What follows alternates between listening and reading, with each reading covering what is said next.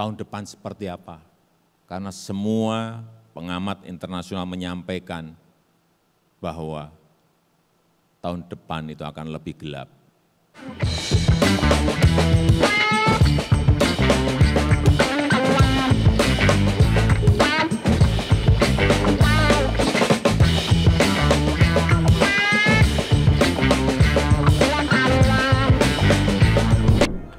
Memasuki penghujung tahun 2022, topik resesi semakin gencar dibicarakan.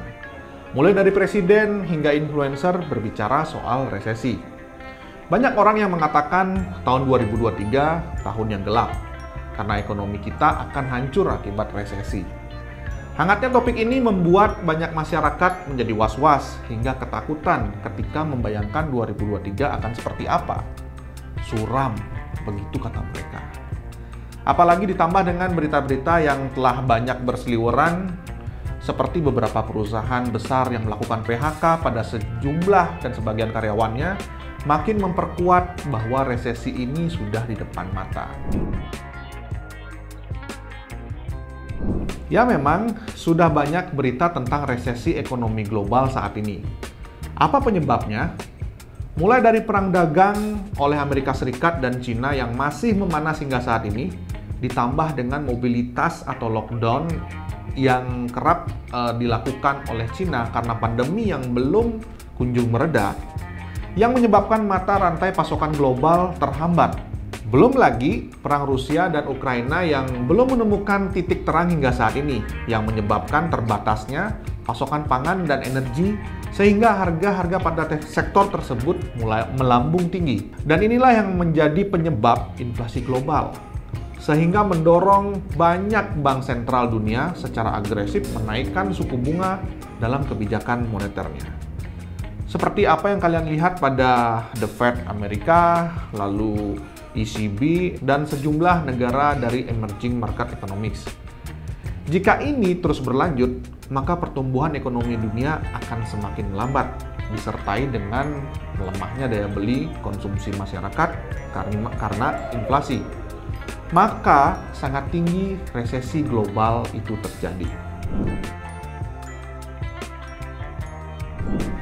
Oke, mungkin ada dari kalian yang masih belum paham mengenai resesi. Supaya nggak salah kaprah, saya coba jelaskan secara sederhana. Resesi ekonomi adalah sebagai suatu kondisi di mana perekonomian suatu negara sedang memburuk yang terlihat dari produk domestik bruto atau PDB atau GDP dalam bahasa Inggrisnya. Sebagai catatan, PDB ini bisa dikatakan sebagai indikator pertumbuhan ekonomi sebuah negara.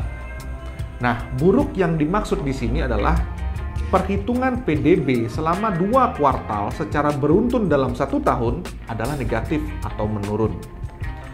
Selain dilihat dari pertumbuhan ekonominya, juga dilihat dari angka pengangguran yang meningkat dan harga-harga barang yang naik yang menyebabkan inflasi menjadi tinggi. Nah, contoh yang paling mudah kita lihat seperti apa yang terjadi di negara Sri Lanka. Negara itu bisa dikatakan bangkrut. PDB-nya minus 8,4%. Inflasi sangat tinggi karena harga-harga barang di sana melambung tinggi dan penganggurannya juga meledak. Dan parahnya, kepala negaranya mengundurkan diri seakan tidak bertanggung jawab.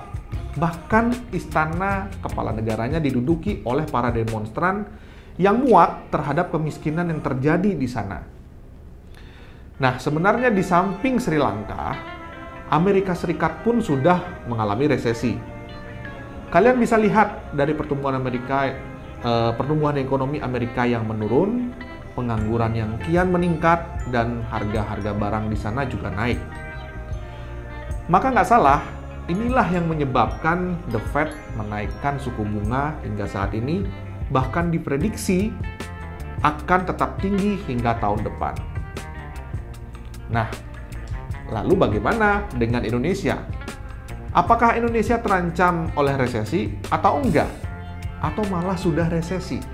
Oke, mari kita kupas secara ringkas agar kalian paham.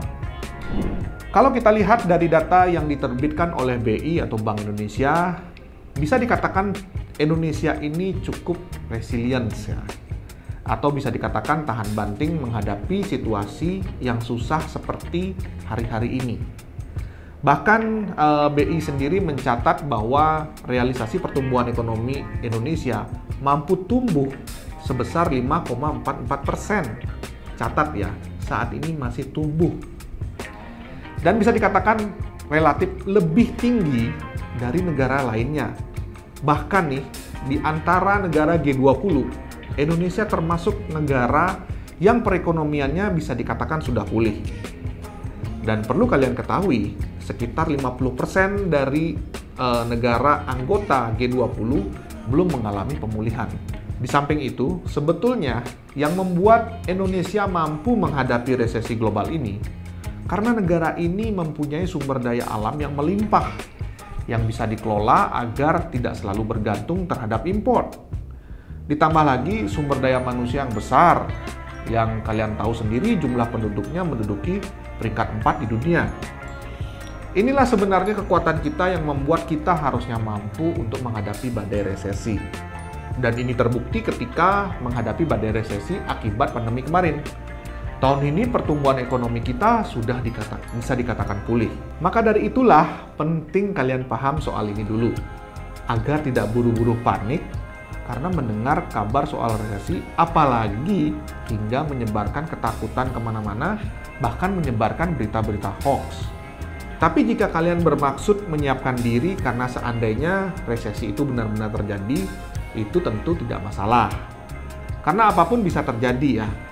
Walau saya percaya negara ini masih cukup kuat diterpa badai ekonomi yang cukup buruk di tahun depan, tetapi tetap juga kita harus bersiap-siap. Ya, lebih baik menyediakan payung sebelum hujan, meskipun pada akhirnya cuaca tetap cerah. Nah, di sini saya akan mencoba memberikan beberapa tips simple yang bisa kalian lakukan agar kita bisa bertahan andai resesi itu benar-benar datang. Oke, yang pertama, perbaikilah cash flow pribadi kita dulu. Prinsipnya adalah jangan lebih besar pasak daripada tiang, atau jangan lebih besar pengeluaran daripada pemasukan. Pengeluaran bisa dikontrol dengan cara berhemat. Kurangi pengeluaran yang bersifat konsumtif dibandingkan dengan yang produktif. Jikapun kita harus mengeluarkan dana untuk yang bersifat konsumtif, maka utamakanlah yang bersifat kebutuhan, bukan keinginan. Dan jangan juga jadikan sebuah keinginan terpenuhi, tapi berlindung dari kata kebutuhan. Contohnya, kalian kepingin ngontrak sebuah rumah, tapi tinggal dengan alasan need atau kebutuhan. Kalian malah lebih memilih menyewa apartemen mahal, padahal kalian bisa menyewa rumah yang sesuai dengan kebutuhannya. Atau contoh lain lagi, kalian mau makan nih, dengan alasan kebutuhan, kalian lebih memilih makan di kafe yang ada live musiknya dibandingkan dengan makan di warung biasa yang sebenarnya sudah bisa memenuhi kebutuhan perut kita. Yang seperti ini salah nggak sih? Ya enggak. Karena kita berbicara ketika kondisi resesi, kurangilah yang namanya keinginan dan utamakanlah kebutuhan. Masih berhubungan dengan pengeluaran. Hal penting yang perlu kalian lakukan lagi adalah segera lunasi utang kalian. Berusahalah jangan membuat hutang, apalagi hutang pada pinjol. Karena ketika inflasi itu tinggi, maka sangat mungkin suku bunga bank sentral seperti BI akan dinaikkan. Dan ini akan membuat kalian menjadi semakin berat. Maka sebaiknya lunasilah hutang kalian segera. Ya, syukur-syukur jika ada kebijakan restrukturisasi kredit bagi debitur, seperti yang terjadi pada pandemi kemarin.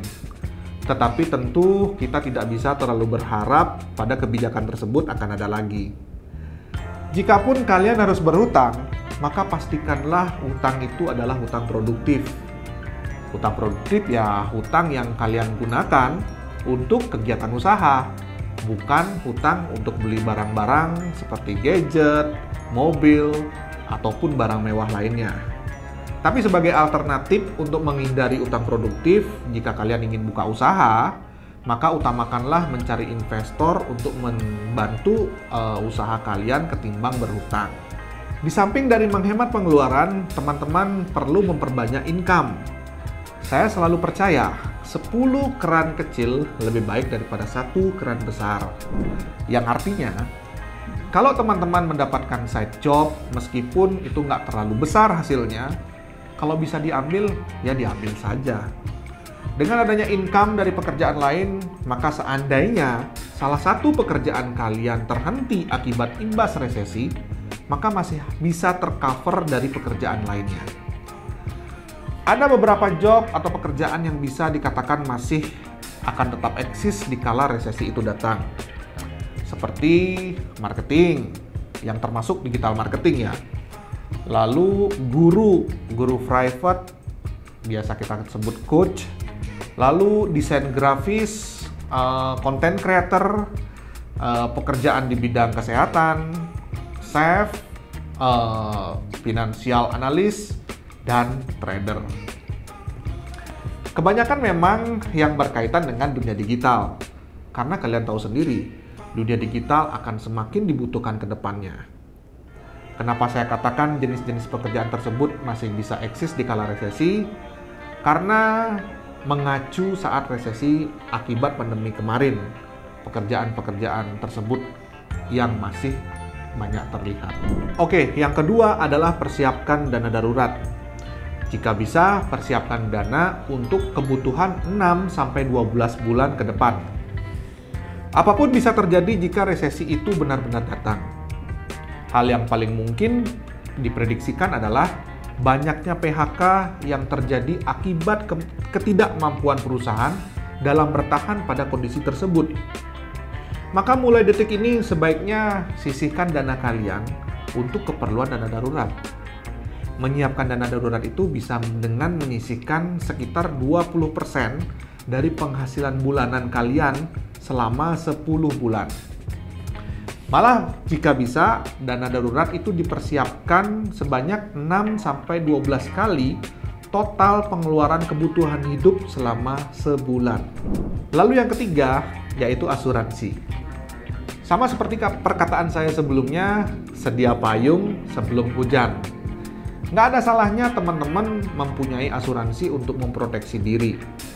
Sebetulnya asuransi adalah bagian dari persiapan dana darurat, di mana potensi risiko yang mungkin kalian tidak bisa cover dengan dana darurat, maka disinilah fungsinya asuransi. Setidaknya kalian punya asuransi kesehatan dulu deh, ketimbang asuransi lainnya. Tapi di sini bukan berarti asuransi yang lain itu tidak dibutuhkan. Tetap saja dibutuhkan. Dan sebetulnya ketika kita akan menggunakan asuransi, malah kita harus sesuaikan dulu dengan kebutuhan kita ke depan. Lalu kenapa kok asuransi kesehatan? Ya dalam kondisi resesi, di saat kita gencar mencari penghasilan tambahan apalagi, tentu kita tidak berharap penghasilan kita terhenti dan digunakan untuk mengcover jika amit-amit mengalami resiko sakit. Setidaknya kalian punya BPJS dulu lah bagi yang belum punya. Jika ada dana lebih, bisa ditambah pada asuransi lainnya lagi. Yang keempat, jika kalian mempunyai dana lebih, bisa kalian alokasikan untuk berinvestasi. Berinvestasi di sini bisa membantu kalian untuk mendapatkan return selain dari penghasilan utama kalian. Dan juga menjaga nilai uang agar tidak jatuh. Karena yang akan kita hadapi adalah resesi, maka kita perlu memilah-milah instrumen yang tepat untuk kita berinvestasi. Stay liquid, itulah kata-kata yang cocok untuk menghadapi resesi di depan. Jika kalian berinvestasi, prioritaskanlah investasi kalian ke instrumen yang lebih liquid. Maksudnya yang lebih liquid di sini adalah lebih mudah dan cepat dicairkan dalam bentuk uang. Loh, kenapa gitu? Ya simpel saja. Jika dana darurat kalian kurang dari budget dana darurat yang kalian alokasikan, maka hal yang termudah adalah dengan cara mencairkan dana dari aset investasi kalian. Atau mungkin jika ada instrumen investasi yang lebih berpotensi di saat resesi dibandingkan dengan instrumen investasi yang kalian punya saat ini, maka kalian bisa dengan mudah untuk mengalihkan dana tersebut. Beberapa instrumen investasi yang kalian bisa pilih dan berpotensi ke depannya. Yang pertama, deposito. Kenapa deposito? Karena suku bunga bank dari Bank Sentralnya Indonesia yaitu BI sangat mungkin dinaikkan sebagai imbas dari inflasi yang tinggi karena kenaikan harga-harga barang. Sehingga sudah pasti deposito menjadi instrumen investasi yang menarik dan bisa dikatakan tergolong aman, terutama untuk orang-orang yang mempunyai tingkat risiko yang konservatif atau tingkat risiko yang rendah. Selain deposito, pada tingkat risiko yang masih tergolong konservatif dan liquid, kalian bisa masuk ke surat berharga negara seperti jenis ORI.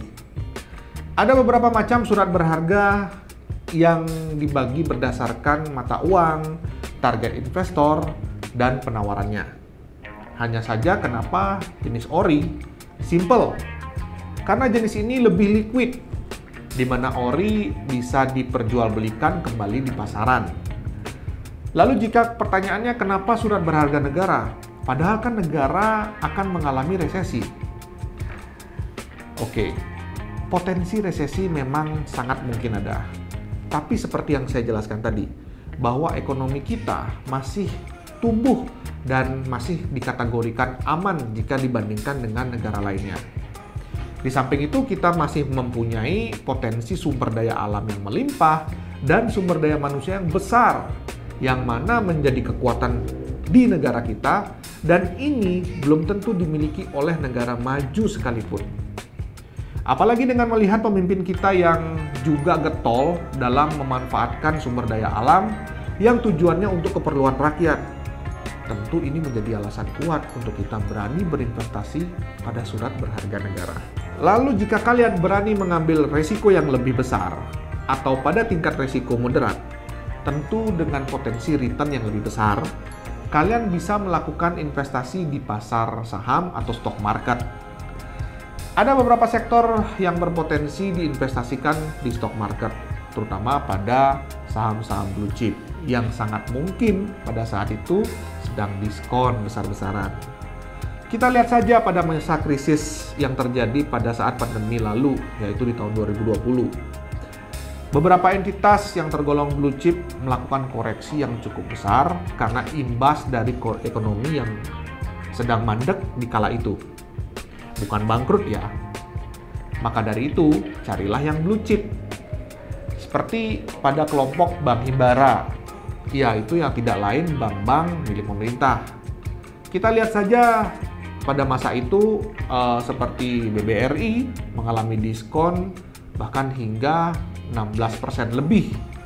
Begitu juga bank-bank lainnya termasuk BBCA. Barangkali bagi sebagian orang bersentimen negatif terhadap kondisi ini.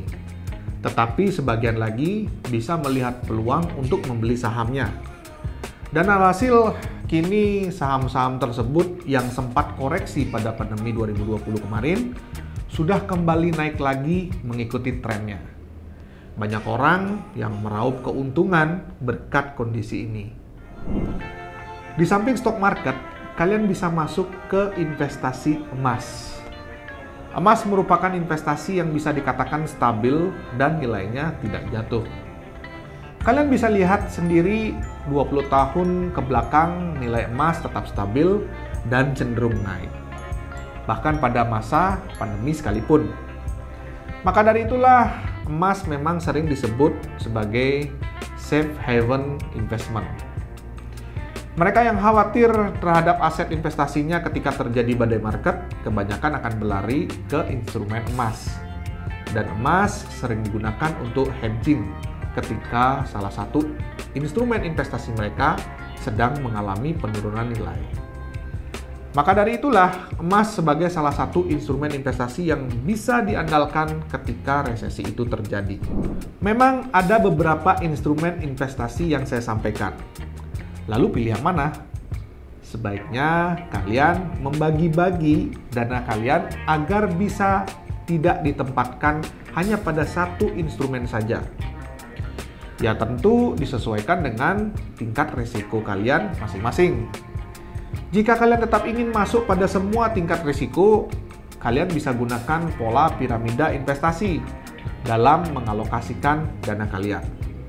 Mulai dari investasi yang dengan tingkat risiko paling rendah, kalian bisa alokasikan dana lebih banyak dibandingkan dengan investasi yang tingkat risikonya lebih tinggi.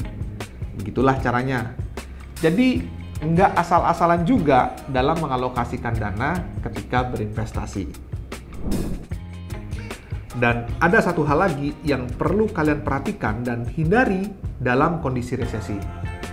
Hindarilah tawaran-tawaran yang mendapatkan income secara instan. Dalam kondisi resesi, kondisi penuh dengan tekanan untuk bisa bertahan hidup, maka penyakit yang serba instan sangat mungkin muncul. Dan biasanya kondisi ini dimanfaatkan oleh penjahat-penjahat yang ingin mendapatkan keuntungan dengan cara menipu, yaitu dengan cara menawarkan kepada kalian bisnis atau investasi dengan iming-iming return yang menggiurkan. Lihat saja apa yang terjadi pada pandemi kemarin. Begitu banyak tawaran investasi-investasi bodong yang bermunculan, dan sangat banyak yang mengikutinya. Memang kita hadapi adalah kondisi yang nggak enak, kondisi resesi. Tapi jangan juga akal sehat kita sampai mati sehingga menjerumuskan kita ke jurang yang lebih dalam.